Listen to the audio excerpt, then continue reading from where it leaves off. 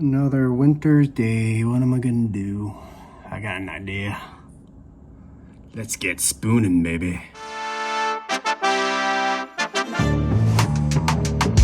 So this is the design I was going for. We got some curves, some sharp angles. The plane on the face here is going to be flat. I want to kind of lay this out on our piece of wood. This piece of wood is kind of limiting. It's not the thickest. So I really need to plan ahead and think about how big the bowl's going to be and if it's going to fit, because with this piece of wood, the wider the bowl is going to be, the shallower it can be. So the intent here is to create a bowl that's pretty spherical. The radius is going to be the same on the bottom as it is on the top. I also want to carve it in this orientation so the live edge is up. And I think, I'm not positive if this makes sense or if this is accurate, but because the grain is circular, right? It's following the live edge here. When I carve out this bowl, I want to be going, with the grain or downhill of the grain. And I think this will achieve that and will minimize tear out. As it sits right now, I don't think I would be able to clamp this. It won't fit in my spoon mule. So let's trim this down and get a little bit thinner.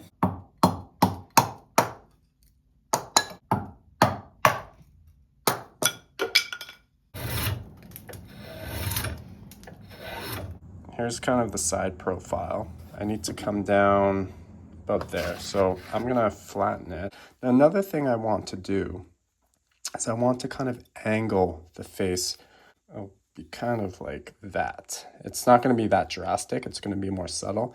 And again, that's just so I'm not exactly parallel with the grain of the wood, so I don't run into tearing through the grain. Just that little bit of slope will make my life a lot easier when I'm carving.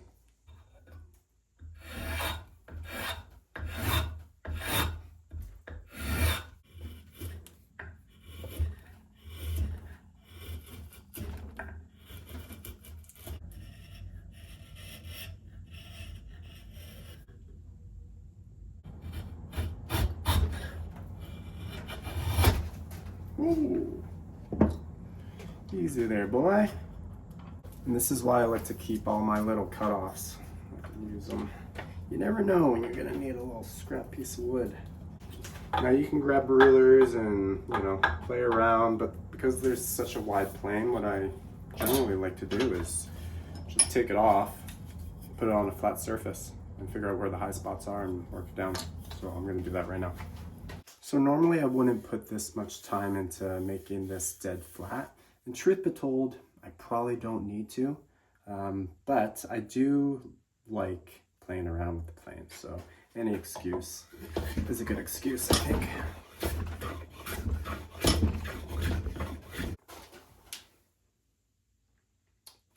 That's pretty good.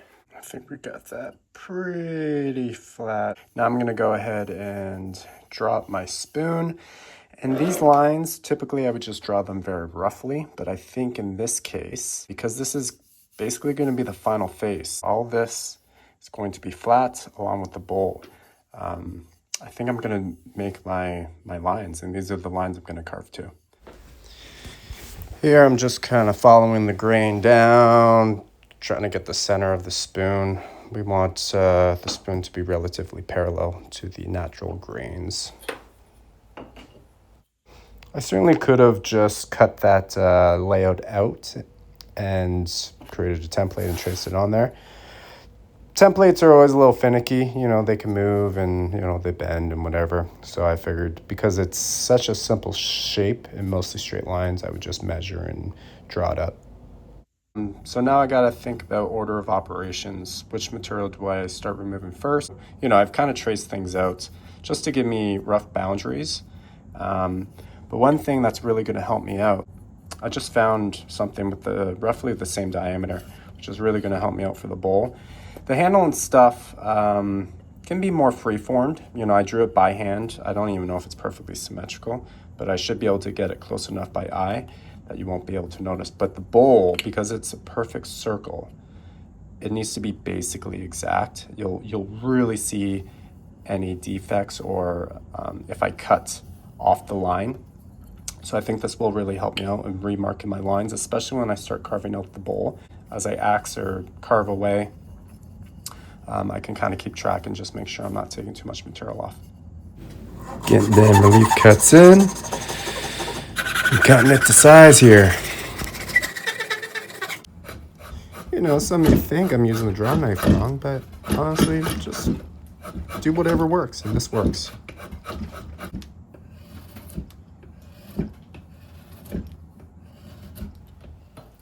I have carved scoops similar to this, and carving that bowl is very labor intensive. It just takes a long time. It's very awkward. So I opted in to use the axe here. You know, where you can use an axe, does a lot of heavy lifting.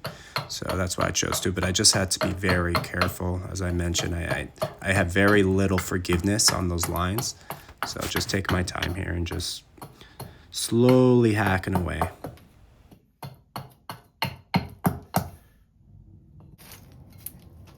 It's about as far as I want to go with the axe. The secret to that is really just as many relief cuts as you think necessary. Put some on the back, put a few on the side, and just kind of, that really just manages. If you're going with the axe and it starts splitting, the wood starts splitting as it does when you hit wood with an axe, it will stop at that cut line. What I'm using here is spalted birch. Luckily, it is very soft, which isn't great if you're putting a lot of abuse on your spoons, but this is just going to be a little scoop, maybe a coffee scoop or something or other. But in these cases, the soft wood actually is very helpful and nice to carve.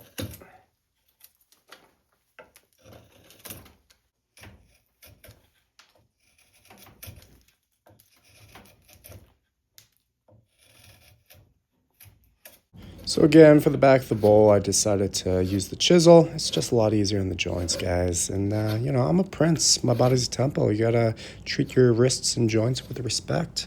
I'm delicate. Here I am using a knife, abusing my wrists and my joints. But in all seriousness, it just takes forever. Little cuts and little cuts over and over again.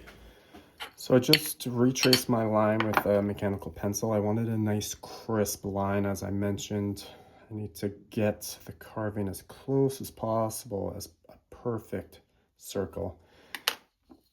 So a crisp line really helps me out there. I could try and explain again the directions of carving, but in all honesty, you feel it. So if I try and carve this way, the neck just kind of digs in. It's getting caught in the grain. So that tells me I should start carving this way. And it cuts down. Again, it's all about grain directions and kind of cutting down the slope of the grain. Friendly reminder, always keep your knife sharp. So you just got to strop it every so often and get that thing back to razor sharp.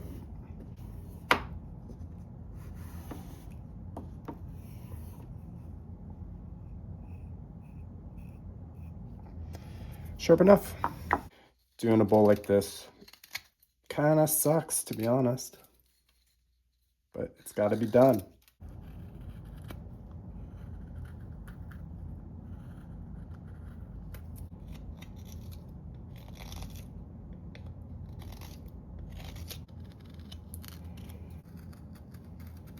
So this radius, it's hard to tell, and I'm not exactly sure if it's symmetrical or not, but a good way to kind of see, you know, just kind of hold it up and, you know, just, you're not focusing on the lines, you're just focusing on the outline. A lot of times, even if it's backlit, it can really just clear things up and give you a better idea of the outline. So I think this corner here, or this neck, needs to come in just slightly to match the other side. We got it pretty far along. I think the shape is basically there. I got some fine tuning on the handle down here, but I don't want to go too far. I want to get these facets in the handle, get that kind of smashed out. And once that's exactly where I want it, I will meet all those angles with the rounding on the back. So I just gotta do this in the right order or else it won't really turn out. Because I'm bringing these ends down, it's important that, you know, everything's kind of perpendicular. So that this down here is the same profile as up here, because this is going to be tapered down maybe around 45 degrees or so. So I need to make sure down here is nice and straight, or else, you know, right now it looks pretty good. But if I bring it down and it tapers in or out or whatever, it's going to be all wonky. But I can always touch it up after. So if you remember, I kind of sloped the face of the spoon kind of down so that when I carve this way, it will be lovely. But now I'm realizing that preferably I would cut that chamfer in from this direction. So that was oopsies on my part. I should have had a little bit more forethought, but I think we can still do it. I want to get my angle and just keep it consistent.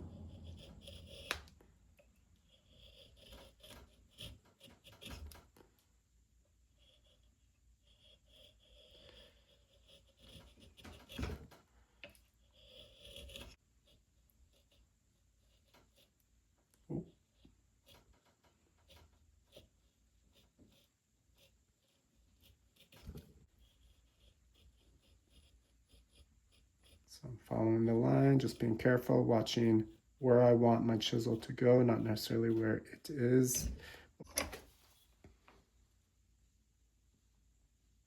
So I cut in some relief cuts here. They're just very shallow for now. And now I'm just gonna carefully try and get my taper or chamfer or facet or whatever the hell I'm calling it.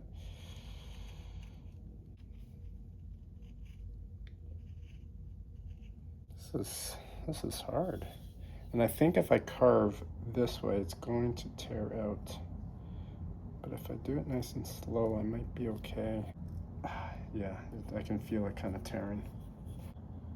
You know, I was envisioning getting this angle and abruptly cutting it into the radius of the bowl.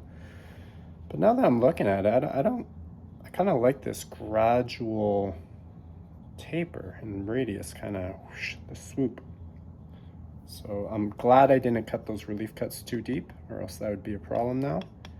But I think that's probably what I'm going to settle with. And honestly, I don't even think it's settling. You know, this is what carving's all about. You can play around and just work with the wood. What does Bob Ross say? Happy little accident. It's always tricky getting those tight radiuses, so I try and use the tip of the blade. Let me tell you, boys and girls, those radiuses are tight. So I think that's looking pretty good there. I think I'm comfortable enough to move forward and, you know, get this handle shaped out. I'm just fiddling around with the compass here. I wanted to draw the inside perimeter of the border so I could carve to that line. And when I drew it, things didn't line up. So I was gutted. I was devastated. Whoopsies. So somewhere along the lines,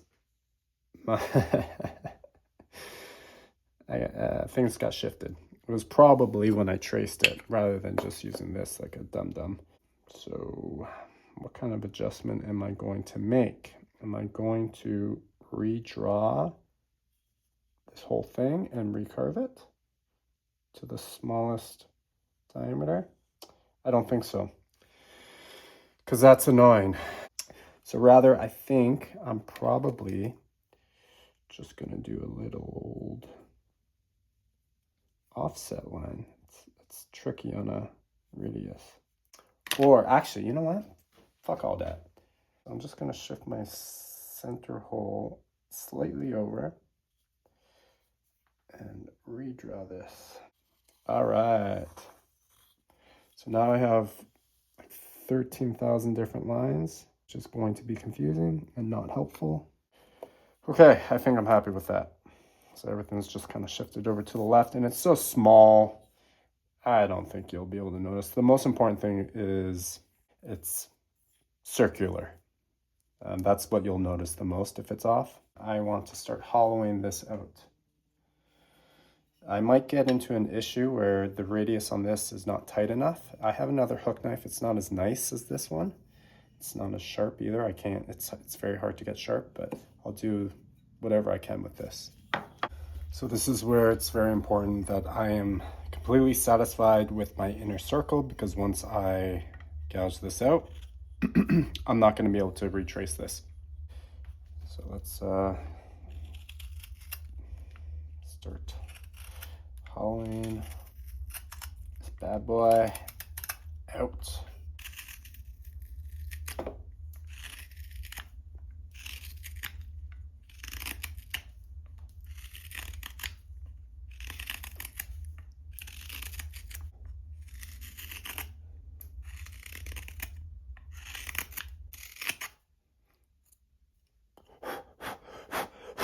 Get out of there, little rapscallion.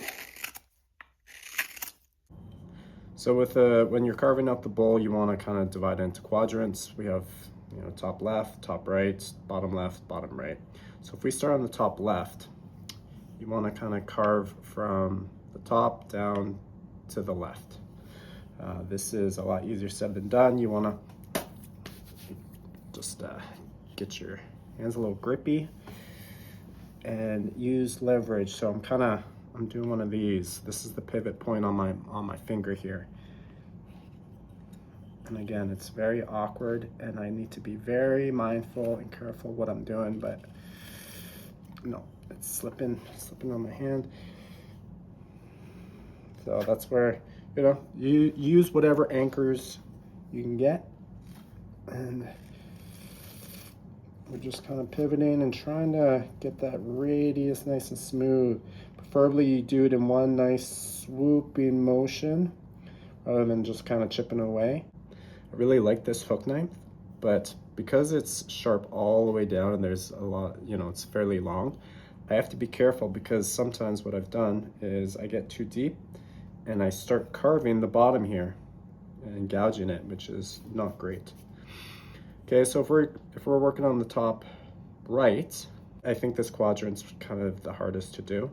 And because I don't really have any good anchor points to get that kind of swoopy motion, but what I've found works best for me, but I'm still learning as I go, it's kind of doing one of those.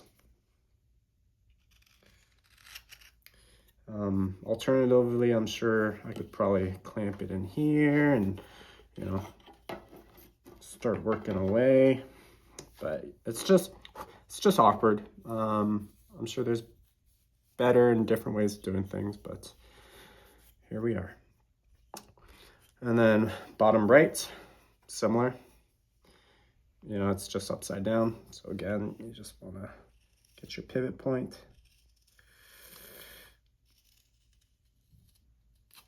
And work away from the center or the top to the side. Then when you got a little bit of that, just do a little cross cut. Clean that up. So I'll show you kind of what happens if you go the wrong direction. It just kind of stops. It digs in and it tears.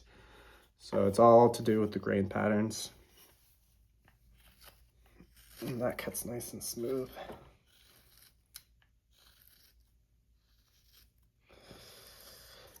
And as for this side, again, same thing. I'm gonna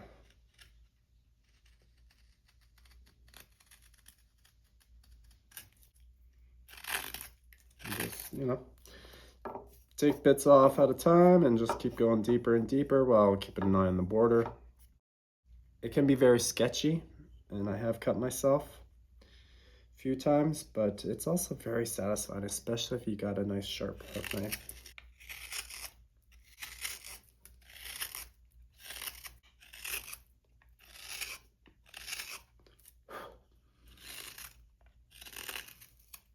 So one thing that I'm doing that I'm not sure if I should be is I'm pulling this, and oftentimes it hits my thumb. Now it doesn't hit my thumb with a lot of force, and it's not kind of sliding. It's just kind of boop, boop, boop, boop, boop. And I found that that's fine. In fact, when I do it a lot, my thumb even starts callousing. There's probably better ways. You should probably keep your thumb down below, just so you don't even run the risk of, you know, because it sometimes things slip, and I'm no expert at this. I'm kind of every spoon I make, I learn a little bit more, and you know, learn what to do, what not to do. So it's a process. Just try and be as safe as you can. I've never had a serious cut.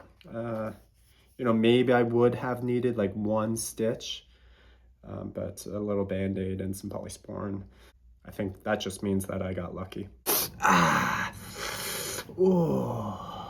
Oh man, serious injury. I told you guys, you gotta be careful. Look at that. This hook knife, it was actually not easy to find. I forget what it's called, but this style of hook knife is very, very easy to sharpen because it's hollow in here.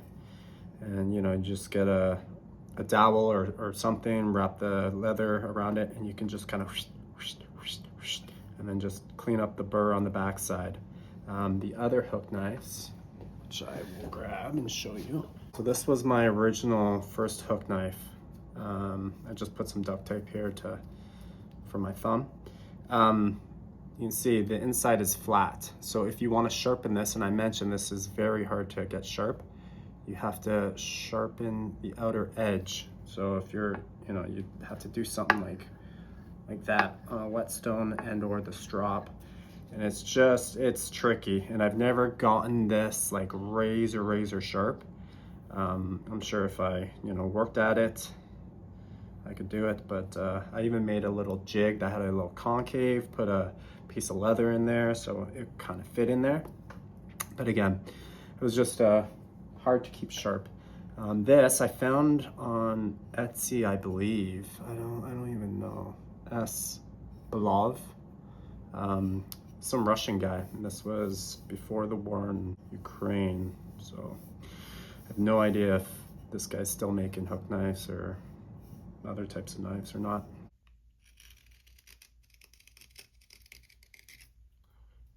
Ooh, getting a little close there, my dude. Just getting a little sloppy there. So what I was trying to avoid happened, as you can see here. I got a little nuts, got a little carried away there, and went too far in. In my mind, I have two options. I can grab some sandpaper, kind of work this bowl down until it gets thicker, and then rework the edge, or I make the whole border to the thinnest spot. Yeah, don't love it, but gotta deal with it because that looks like trash. So I did the sandpaper. I got some thickness back. So now I'm gonna rework the border to try and match that. Wish me luck. Okay, I think I recovered it. Bowl's still a little rough, but I am basically reaching the limits with this hook knife. You know, when I start kind of cutting over here, I start digging in on this side, as you kind of see there. I nicked it, but I'm gonna sand that down a little bit. I should be able to hide that. It's coming along, we're almost there. So this is, I think, I'm gonna call it a finished product. I may sleep on it and then take a look at it in better lighting. So the bowl, not perfect.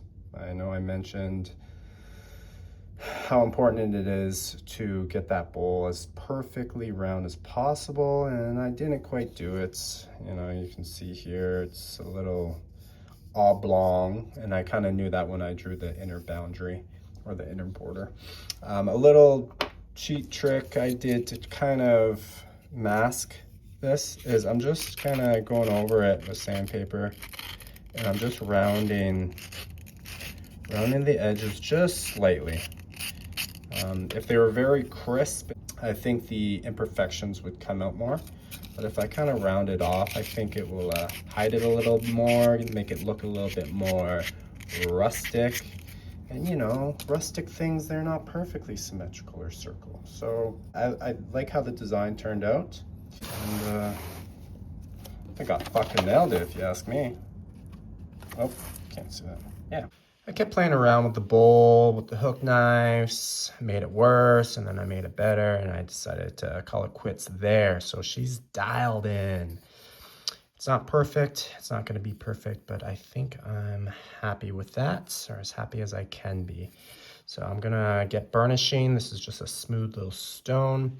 As I mentioned, because this wood is so soft, you want something very smooth or else it'll gouge it. So I'm just gonna give her a nice little rub down, a little stone massage. We'll get some finish on there.